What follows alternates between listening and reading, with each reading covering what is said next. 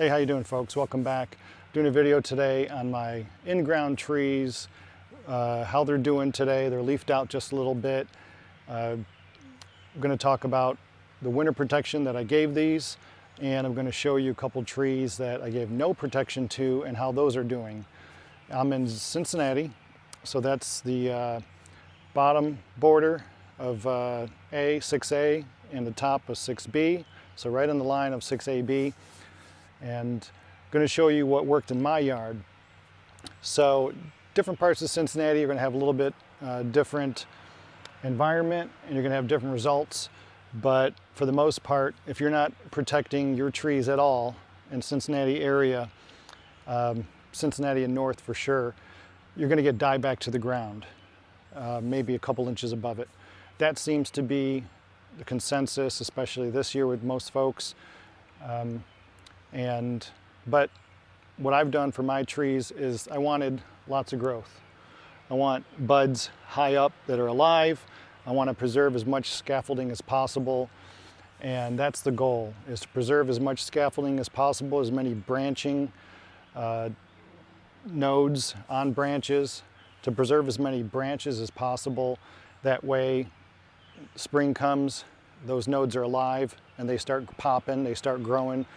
And that's what you want, because then you're going to get figs sooner, and you're going to get more figs, you're going to have more fruiting branches, and you're going to get more figs. We're here for figs, we're not here to grow trees from the ground back. That's the goal. I'm not doing any cold hardiness testing where I'm trying to see if one variety can take a certain amount of punishment, a certain amount of cold, because I don't think that's a good use of my time. So certainly, I think other people with bigger land, they may be able to do that, but it's really not what I want to do. I don't have the space for it, I don't have the time for it, I don't have the patience for it. I want to have trees, I want to have lots of fruiting branches, and I want to get ripe figs. So I'm going to show you different trees, show you what I used. This worked for me. So there's a lot of different methods. People have been doing this for decades and decades, ever since Italians came over from Italy, Sicily. People have been wrapping trees, you name it, burying trees, all kinds of different things. This is what worked for me, and this is what I'm going to do every single year. I'm using a heating coil, so I'm using electricity. So my method, it works. I don't think it's that expensive once you get some of the initial costs out of the way. And we'll get into that, and I'll tell you how many days I turned on the heat and so on. So anyway, let's get going, and I'm going to show you what I did to protect my trees and how I have a fantastic start to this year. Thanks. All right, so here's the main tree that I really wanted to protect, and went to the greatest lengths in protecting over the winter time here in zone 6AB. And the way I grew this tree in ground, I have 3 cinder blocks high, 2 wide, 2 deep, and it's not perfect, but anyway, so I got it above ground.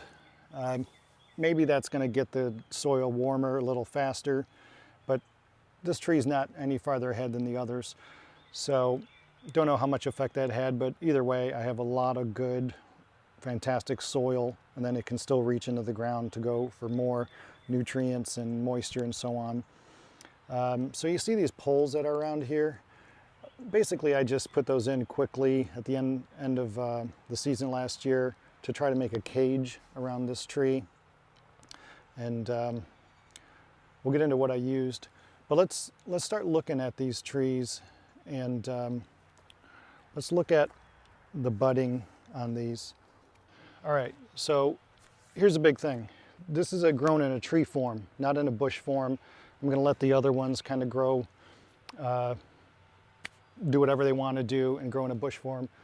But look at what you want to notice here is we got 3 main branches, okay?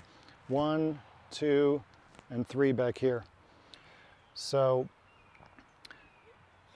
this bud way up here, this is about close to 6 foot. I'm 6'1", so this is 5'9", 5'10". This is how high off the ground. That bud's alive right there. And then of course you see the two buds underneath it are alive and pushing out some growth. Same thing over here. And on this side here, this is right about at my mouth, my jawline. And the tree is pushing out growth all the way down. So this goes to show you that the protection I gave this tree preserved everything. There's some dryness up here. This wood's desiccated. But when this tree woke up, some of the buds started pushing out right away. But these last 3 buds took a long time and then slowly started pushing out. You can see this last bud's alive right here. And it's just barely starting to push out. So it's a little different from your container fig trees where the top bud on your tree or the terminal buds, they're going to immediately flush out. It seems that these really stubborn buds here on these in-ground trees took a longer time than the rest of them to start pushing out some branching. So this bud down here, that's about 5 inches, 6 inches already.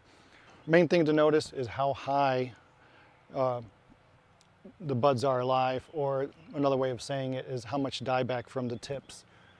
Down to here, you know, I didn't trim these at the end of the season.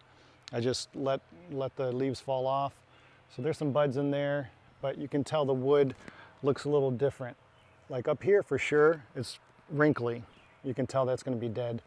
But I'm not going to cut them back. I'm going to wait, I don't know, maybe mid-June, then I'll cut it back a little bit, but it's not hurting anything right now. So that's, for me, this is a proof of concept that this works.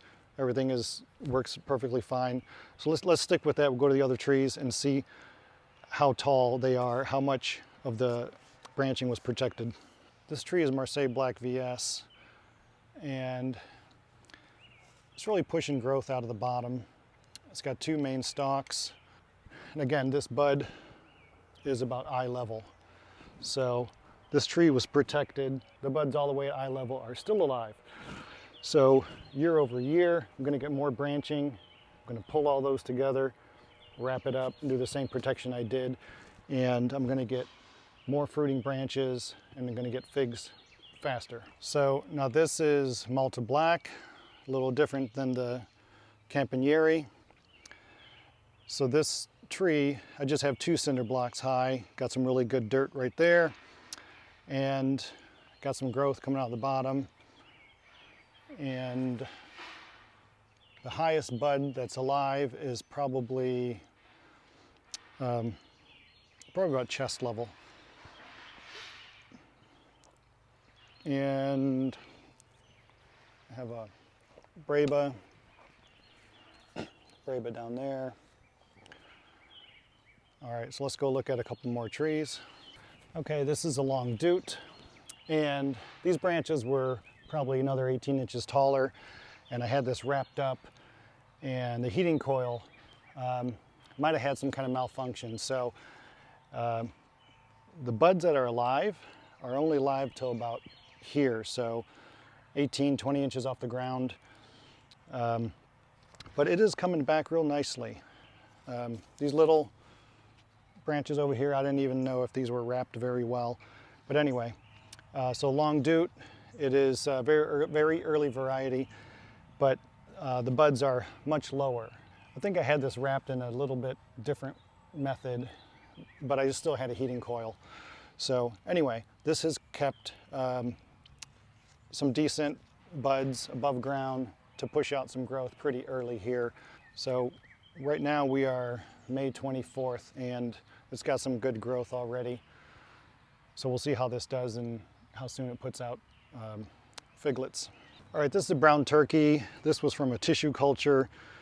So this is probably 3 years old at this point, 2 years in the ground, and I just cut it back probably 2 years in the ground. I haven't had any fruit off of this yet, but this is the best start that this tree has had since I've been growing it. And it has a lot of brown wood that you can see all the way up to here. This was similar method heating coil, but the wrapping was a little different. But anyway, buds up to my chest level. So that's just a fantastic success. So we'll see. Hopefully with this, all these buds and all these growth points, and we get more fruiting branches, this gets a decent amount of sun. So we'll see if we get some brown turkey this year.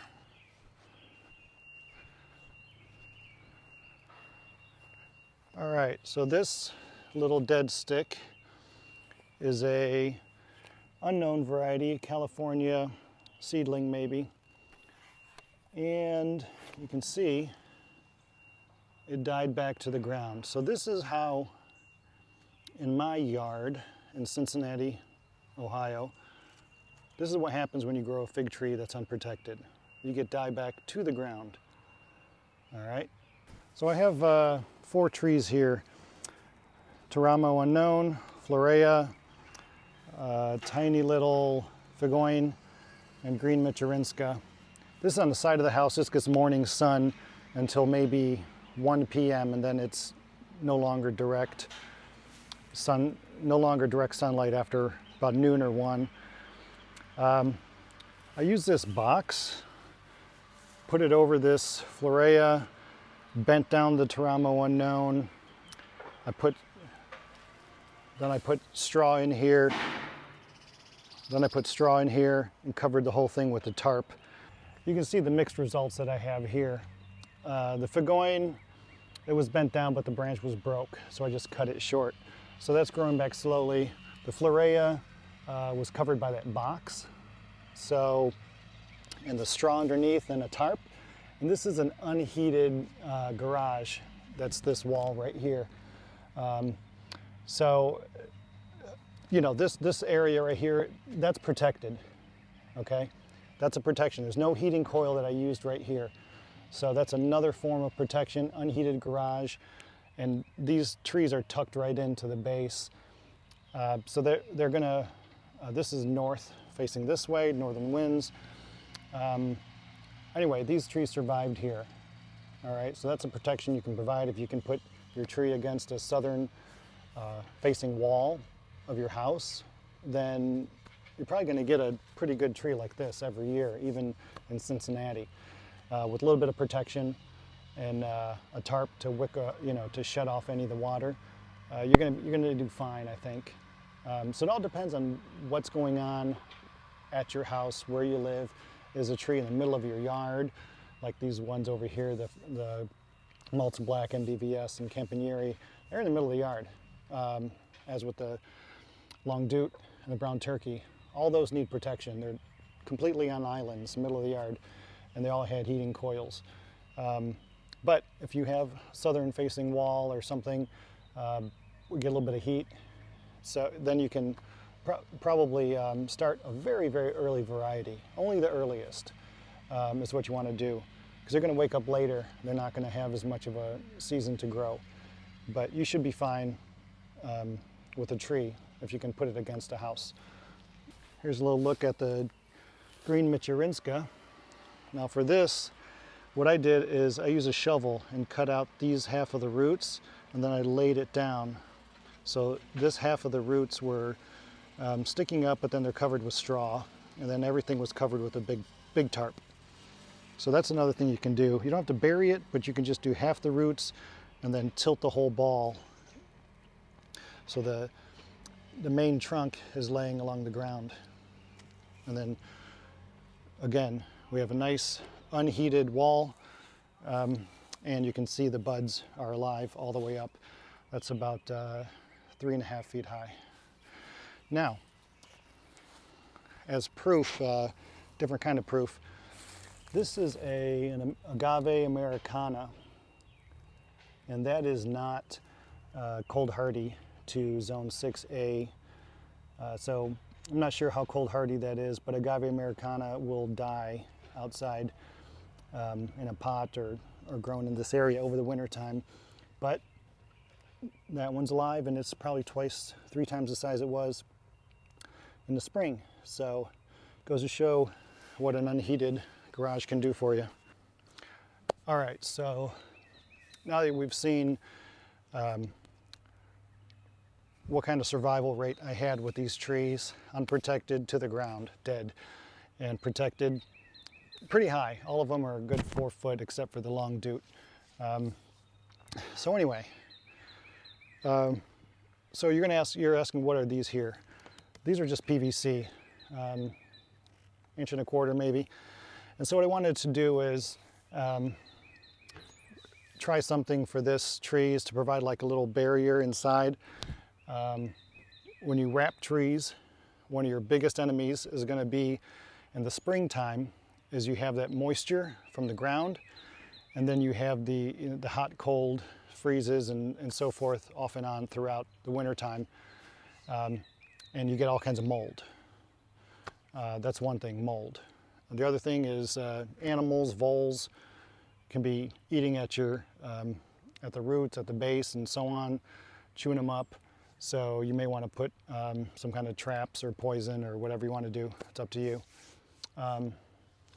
And then water, too much, all this additional water. I mean, to sink ground, you don't want rains and then freezes, okay? So you don't want that on your root ball and on the tree itself. You got to protect against all those elements. And what I did here is I wrapped, well, let's just go into how I wrap these trees. And I'll do another video in the fall when I do this again. I'll do it early so folks can see what they need to do. If they want to buy anything, they can do that. So what I used is a breathable ground cover fabric. So this is pretty breathable. You can see through it. I can see my hand with the sunlight right through it. So this is what I used. And I took the tree and I pulled the branches together, and I used this red twine, or whatever this little red stuff is. I used that, wrapped it around the tree branches, brought them together. And then what I did is I wrapped this around those branches several times, all the way up to the top. And then I think I used maybe some masking tape or some Gorilla Tape or something to tape this around so it won't fall off. If it gets blown around, it won't fall off. All right, so once I did that for all these trees here. MBVS, Campaniere, Malta Black, and these are all pretty much early varieties. After I did that, I took this wire, and I'll put a link down below. There's a bunch of different kinds of these. I have several different. This one, I believe, I'll double check. Yeah, this one turns on and off, okay, when the temperatures get low. This is only going to come on at a certain temperature, and then it's going to turn back off. The ambient temperature is above a certain temperature. All right, so I forget the exact numbers, but I'll put them right here. So anyway, I take this, put it at the top, and I just wrap it around, all the way around, all the way down this whole tree, and I probably get it to here, and then I just leave a little bit dangling out. Okay, so fabric and then this. All right, next year I'm probably going to use a fabric and then maybe put some bamboo to provide a little buffer, and then put this, so there's a little bit more of a buffer in there. I don't know if it'll make any difference. So then what I did for this particular tree is I used a heavy-duty tarp. Now this tarp is brown on the outside, silver on the inside. I wrapped this silver side out. So that's another thing. You can't wrap with really dark colors because the radiant heat from the sun is going to heat up what's inside, and that's going to get your mold going. So I wrapped around these outer poles. And I actually used 2 of these 10 by 8 or 10 by 10 tarps. Wrapped them around so they were all flush to this cement down here. And so basically 2 tarps it took to wrap around this whole thing. So no water's coming in here. So all this soil right here where the tree is not getting hit with water. There's plenty of moisture in there already. And then there's moisture in the ground.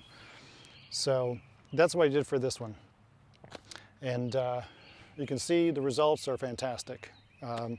Proof of concept, this worked perfectly fine. I'll do it again. And I would think anybody in Cincinnati can do this exact same thing that I did. Now, what about these poles? These look kind of ridiculous and look kind of ugly. I just kept them in here to shoot this video. What I'm gonna do next year, hopefully, is build using some weather-treated wood. I'm gonna create basically the same thing, somewhat of a cage around this tree. And then I'm gonna wrap and do the same thing that I did, okay? And a couple things that allows me to do. It allows me to kind of undo the tarp, take a look at the tree, or at least peek inside and see what's going on any time of the year during the winter if I need to, okay? So if I see mold, I can take action, do something, alleviate it. If it's getting too hot or whatever, I can address the situation right away. That's something you definitely want to do. So this spring, I took off the coverings, and you know, took these a while to bud out because we still had cold days and so on. And problem with waking up a tree too early is that you're going to have some freezes, some frosts. It's just some nasty cold days. They're not going to really flourish. But what I'm going to do for next year is essentially, when I get the treated wood here, I'm going to make this into a little bit of a mini greenhouse just around this tree. And so I'm going to get some of these greenhouse panels from Home Depot, Lowe's, and put those around the tree. It needs to be vented. You need to get here and vent that, because in the height of the day, 2 o'clock, on a cold, sunny day, this thing is going to be cooking in here. So anyway, that can allow me to jumpstart this tree. So if I basically do a little cage, something a little more natural looking than big white PVC, something that's going to blend in the yard a little bit, I can actually jumpstart these trees, wake them up earlier than most in-ground trees wake up. If you do that, maybe you get a longer ripening variety, who knows. But Campaniere is early, Malta Black is early, and BVS, I think that's fairly early. So we'll see how that goes. That's the plan for this tree here. What else? So the choice of tree. These trees are often listed on a cold hardy list. Chicago hardy is Florea, often the gold standard of cold hardy. Trying to find the coldest hardy tree, for me, that's just, I'm not too interested in that. Another way to look at cold hardy is that it's a short growing season, okay? So the shorter the growing season, the tree can wake up later. These wake up later. It can wake up later, put out the fruit, ripen the fruit, and you're good to go. My other trees, Parajol ramata, Del San Juan Migran, those have figlets both already, but those I give a head start to. Okay, you put those in the ground here, you're just going to have a bunch of unripe fruit at the end of the season. So those are all leafed out, and they have figlets formed all over the place. So you don't want a really late variety here. So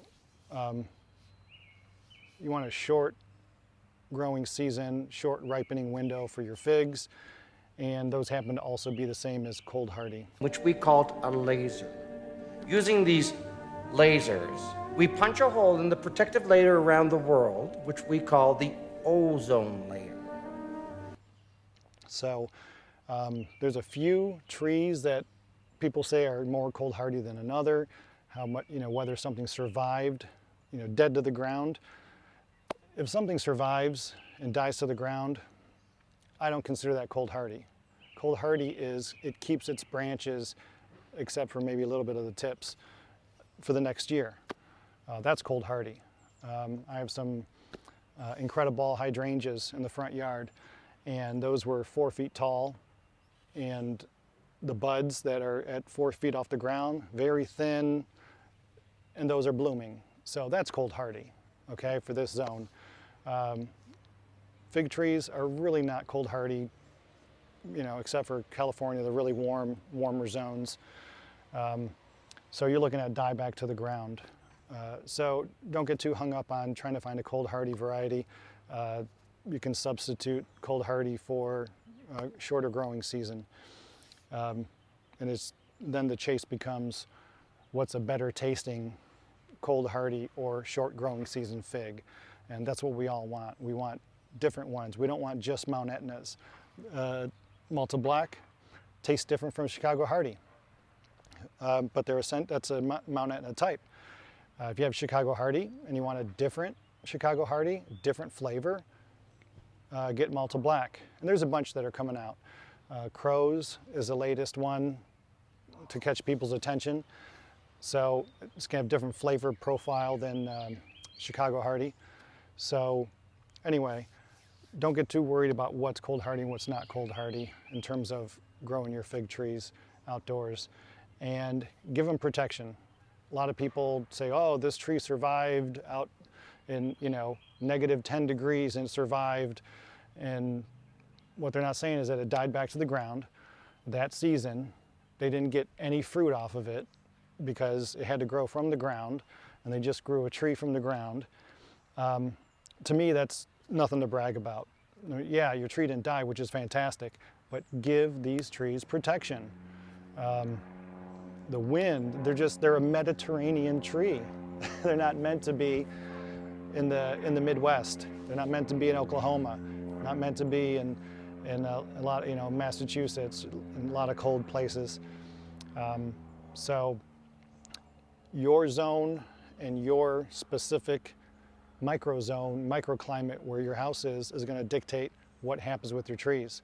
So set yourself up for success. Start with some short season trees, give them protection. I'm out in the middle of the yard over here, so these have to be protected along the side of the house. Those need some protection. They didn't have any heating coil at all, and they're still alive, really good length. So it all depends on what your goals are, but there's some better starting points than other starting points, okay? So figure out what you want to do. Why you're growing fig trees. You want fruit. That's it. Fig trees for the leaves, they're pretty trees, and maybe like a Jolly Tiger. Those are real pretty, variegated, but we're growing fig trees for the fruit, not for the leaves. So set yourself up right. But start with some of the tried and true.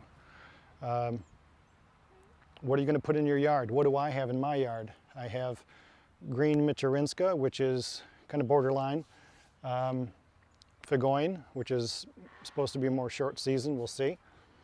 Florea, MBVS, Campaniere, Malta Black, Longue, Brown Turkey. I have covered over there in another spot.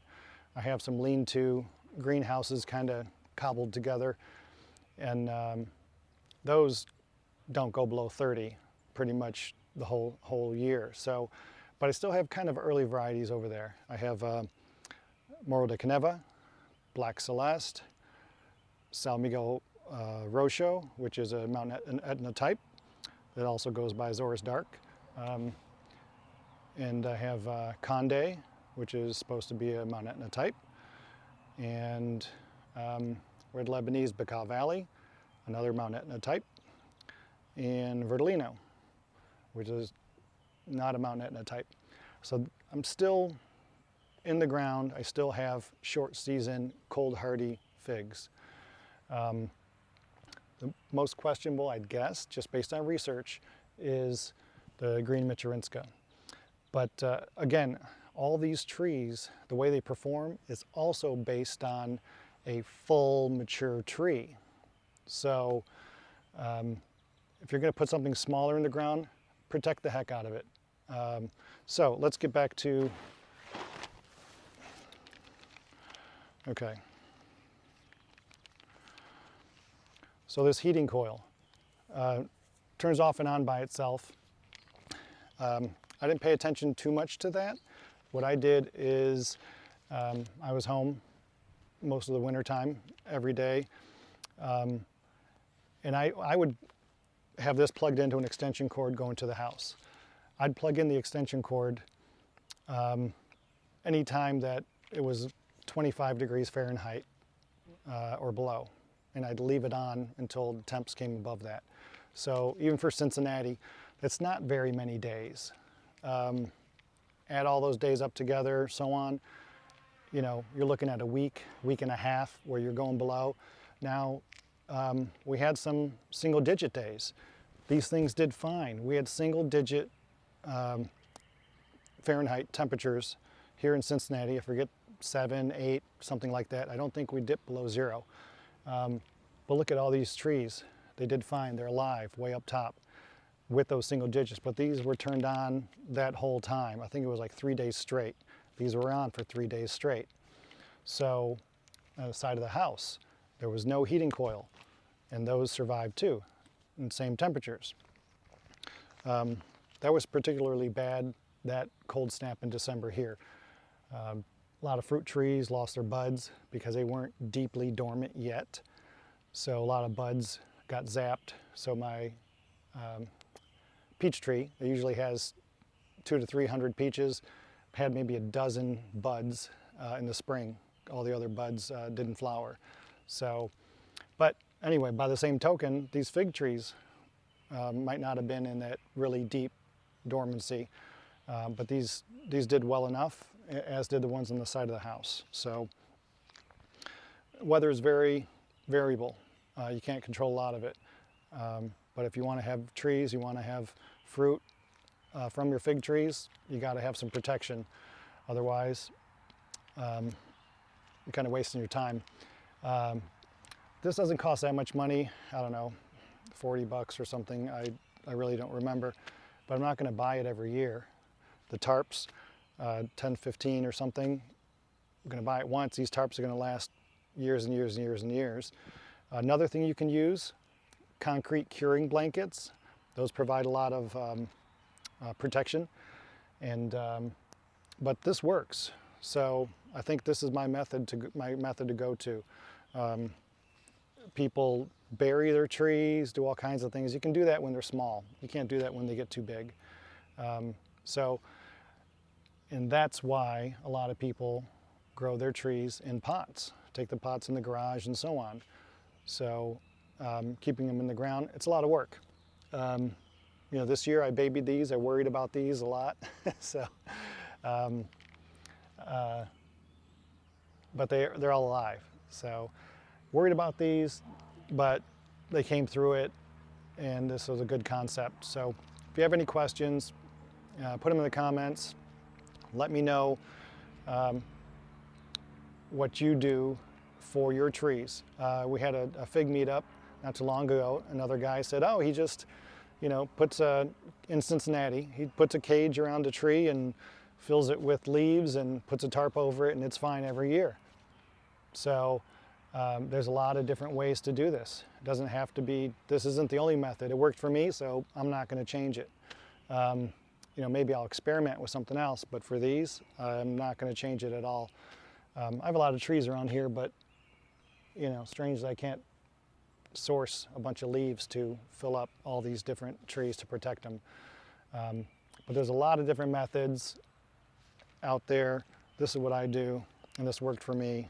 So, all right, thanks folks. Hope you enjoyed today. Hope you enjoyed today's video. Thanks a lot, and please hit that subscribe button and click the like and all that, and click the bell. All those things help me see that people like certain videos more than others, and give me ideas. Let me know what you want to see. I'll try to do a video on it, but really I only do videos on what I'm already covering and doing already.